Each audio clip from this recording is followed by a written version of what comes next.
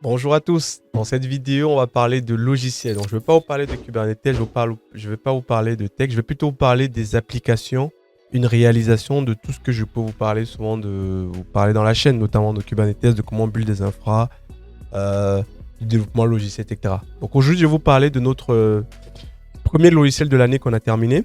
Voilà, donc c'est un logiciel qu'on avait commencé l'année dernière. Et je suis très excité de vous le présenter. Et ce que je vais faire un peu différent, je vais vous montrer et la partie infra. Je ne vais pas trop vous montrer le code, voilà, mais je vais vous montrer plus le logiciel en lui-même, le livrable et tout qui est online et tout ça. Et je vais vous parler un peu de l'infra qui a été mise en place. Et bien sûr, ça tourne sur un cluster Kubernetes. Donc là, je vais vous montrer une version qui est dans notre environnement de test, sur un de nos clusters de test et tout. Donc vous allez voir aussi les réalisations concrètes de tout ce que je vous présente avec Kubernetes. Donc vraiment, c'est une application qui tourne en production en live et je vais vous montrer un peu euh, comment est structurée en fait la partie infra, sachant que c'est une application avec un back-end et un front-end. Voilà. Donc c'est ça qu'on va parler aujourd'hui. Je vais vous montrer un cas concret de comment vous montrer en live une application qui est en ligne en fait avec tout le savoir-faire que j'ai pu parler dans cette chaîne là, à savoir de Kubernetes, à savoir de développement, etc. Donc c'est pour montrer un peu les réalisations concrètes que je réalise avec bien sûr mes employés, voilà, dans mon entreprise HKTech qui est spécialisée dans le développement logiciel et aussi de l'infra. Donc j'ai hâte de vous montrer ce logiciel là. C'est parti.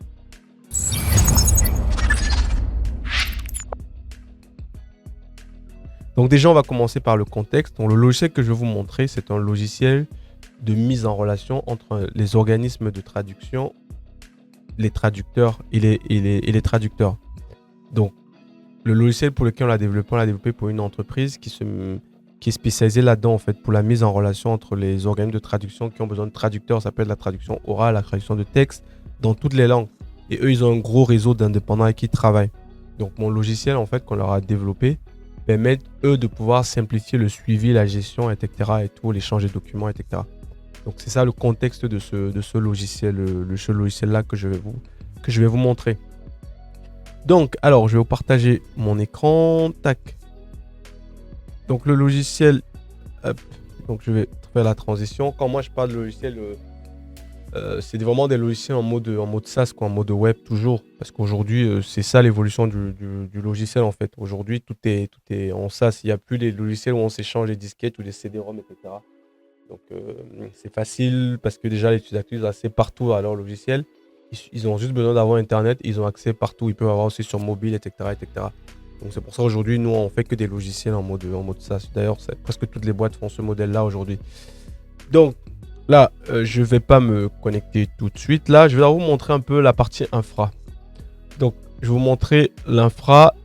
Je vais fermer tout ça. Tac, tac, tac, tac, tac, tac, tac. Donc là, en termes d'infra, vous voyez, c'est structuré comment? Dans l'infra, ça tourne sur un cluster Kubernetes, comme je vous l'avais dit. Donc en termes de structuration, j'ai les éléments communs qui sont là. Donc les éléments qui sont communs entre mon backend et mon frontend. Et ensuite, j'ai de la config spécifique pour mon backend et j'ai la config spécifique pour mon frontend. Voilà. Sans entrer dans les détails, donc moi j'utilise le Customize. On verra ça plus tard. Je vous ferai ça une présentation juste dans la vidéo. Ça me permet de déployer rapidement. Donc j'ai juste de faire une commande et ça met à jour tous les fichiers. Voilà. Donc on peut voir qu'il y a un fichier de rôle là qui est défini là. Donc j'ai le rôle que je donne aux développeurs par exemple, et j'ai le rôle aussi admin, etc. Donc vous voyez bien que il y a une partie rôle qui est gérée, il y a une partie pour la gestion de l'EFS, voilà, pour le stockage des données avec un contrôleur pour le disque. Là j'ai la configuration pour mon namespace et là j'ai la partie ingress, la classe ingress qui est utilisée. On avait vu ça dans les ingress, qui est une classe. Donc moi je suis sur AWS, donc j'utilise une classe qui est liée à l'ALB d'Amazon en fait. Là vous voyez le contrôleur, c'est ça, voilà. Et voilà, ça c'est les éléments qui sont communs. Et ensuite j'ai les éléments identiques, j'ai des éléments pour chaque stack. Donc là j'ai ma stack backend. Donc il y a la partie config map où il y a la config de base où il y a les configs, etc. Ensuite j'ai la partie deployment là où j'ai mon deploy avec des nodes Affinity, avec des request limit, etc.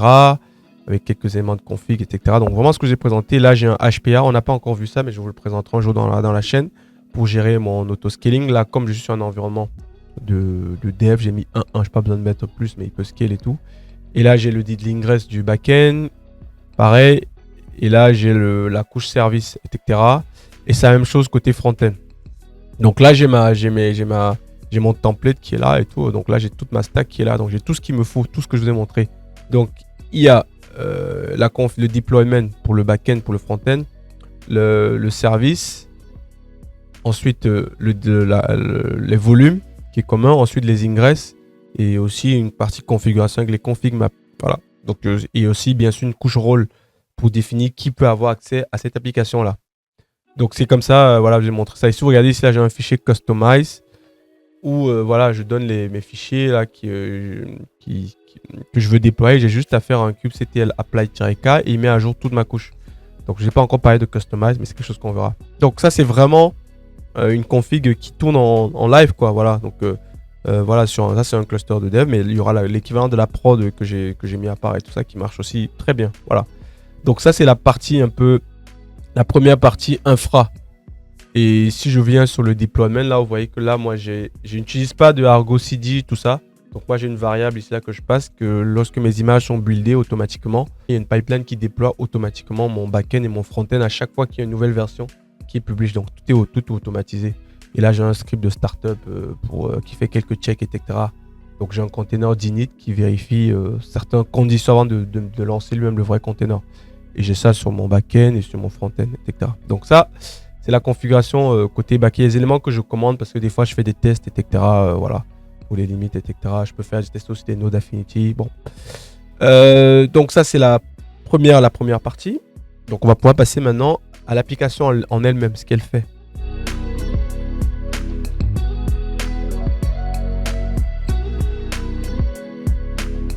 Donc pour l'application en elle-même, je vais me connecter dessus. Donc moi j'ai accès admin et ça c'est sur un environnement intermédiaire. Donc je dis c'est une application de mise en relation. Donc ça c'est pour l'entreprise qui souhaite mettre en relation les organismes qui ont besoin de traducteurs, de prestations de traduction et les traducteurs qui ont des services à proposer. Donc comme on peut le voir ici, ils reçoivent toutes les demandes. Donc ça c'est l'organisme qui reçoit les demandes. Donc on va dire l'intermédiaire, celui qui est le man in the middle de l'application. Donc il va recevoir les demandes des organismes et il peut les accepter, les refuser. Et quand il veut recevoir une demande, il peut les traiter. Là, on peut voir les actions qu'il y a eu sur cette demande-là. Ici, s'il veut accepter, il a juste à sélectionner comme ça. Attendez, je vais remonter comme ça. Vous pouvez plus bien me voir.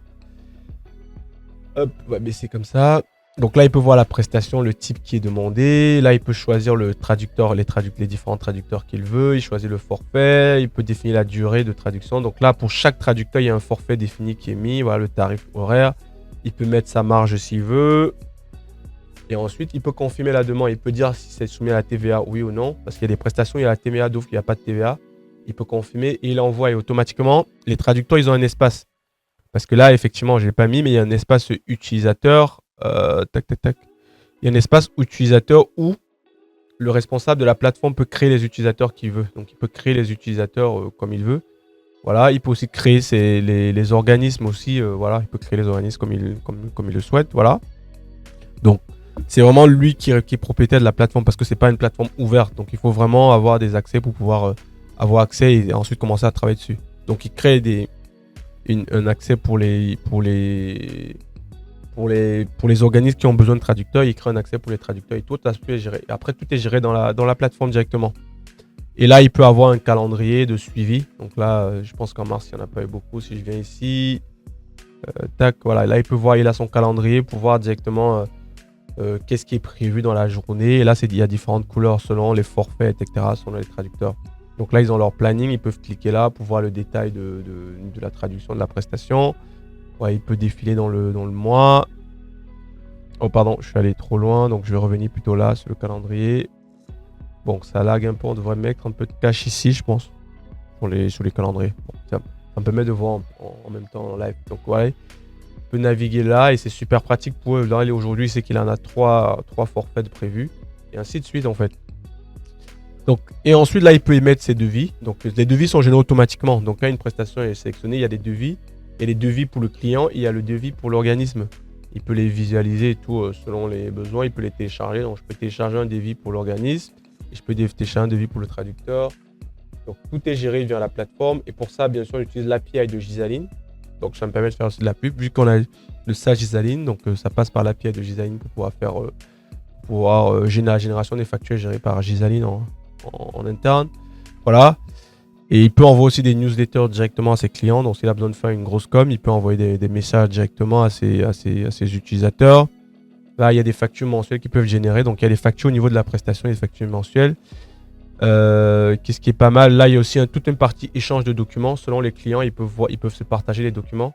Et il a un suivi pour voir quand le prestataire a terminé à envoyer un document, il peut aller voir le document, le document de traduction. Donc, ça peut être des textes, des vidéos, etc. qu'ils ont besoin de traduire et tout. Tout se retrouve là sur la plateforme. Donc, hop. Ah, j'ai trop zoomé. Voilà. Donc voilà un peu résumé. Ça paraît un peu simple comme ça, mais c'est quand même plusieurs heures de code, un travail d'équipe. Il y a au moins 3-4 personnes qui ont travaillé sur le projet pour pouvoir en arriver là. Sachant que le client n'était pas clair dans ce qu'il voulait. Là, on a mis des filtres pour savoir voir ceux qui ont été transférés, etc. Et on est plutôt content du résultat. Donc là, il peut suivre ses demandes, il peut voir les calendriers, les entreprises, etc. Et le client est plutôt très content parce qu'il ne s'attendait pas à ce qu'on puisse lui délivrer ça. Pour lui, c'était impossible qu'on lui livre son logiciel parce qu'au début, il ne pensait pas que c'était automatisable en fait. Donc j'en profite d'ailleurs pour vous faire la pub. Si vous avez besoin de logiciel, vous avez une activité spécifique, vous ne trouvez aucun logiciel qui répond à votre besoin, vous ne savez pas par où commencer, écoutez, n'hésitez pas à m'écrire, vous pouvez m'envoyer un message et je pourrais voir votre besoin en français et vous dire si on peut vous accompagner. Mais on adore ce genre de challenge là parce que derrière, on a réussi à lui fournir quelque chose qui est en fonctionnel, qui est en prod, qui marche très bien. Donc c'était tout pour cette petite vidéo là où je vais vous présenter un peu, j'avoue c'était un peu de la pub des activités de mon entreprise parce qu'à part faire des vidéos sur Kubernetes et tout, bon derrière il y a un vrai savoir-faire que j'ai accumulé avec mon équipe sur le développement logiciel, sur la gestion des infrastructures et voilà. J'aime pas trop parler des stacks techniques parce qu'il y a des gens qui vont se poser mais on développe en quel stack. J'aime pas trop parler des stacks, vous pouvez aller rechercher et tout. Mais bon, parce que j'aime pas trop orienter les gens sur les stacks. Je pense que c'est pas la stack technique en termes de dev qui fait la différence. Vous pouvez faire en PHP, en Python, en Java. Du moment que vous maîtrisez bien votre langage, ça marchera, ça sera aussi performant. Donc c'est pour ça que je ne parle rarement des stacks techniques que nous on utilise en fait. Mais ceux qui veulent savoir, vous m'écrivez, je vous le dirai. Donc voilà, et je termine en vous remerciant parce qu'il y a de plus en plus de personnes qui me suivent sur la chaîne, qui partagent ce qu'on fait. Voilà, nous derrière, ça nous donne aussi un peu de visibilité pour ma boîte, pour les activités que je fais, donc c'est très bien. Ça veut dire que le contenu est pertinent. Donc d'ici là, je vous dis à très vite pour une prochaine vidéo. Et dites-moi si ce genre de contenu vous intéresse, je pourrais vous partager plus souvent les logiciels qu'on développe parce que dans l'année, on doit sortir à peu près 6 à 7 logiciels dans l'année. Donc les logiciels, comme je dis, c'est toujours en mode SaaS et c'est des fois des plus gros. Donc là, on en a 3-4 qui sont arrivés, qui sont à venir. Donc je pourrais aussi pareil vous les partager et tout. Voilà. Et si vous avez besoin d'un logiciel, écrivez-moi et je pourrais, pourquoi pas, vous faire un devis et vous dire si je peux vous accompagner ou pas. Donc je vous dis à très vite et à bientôt. Au revoir.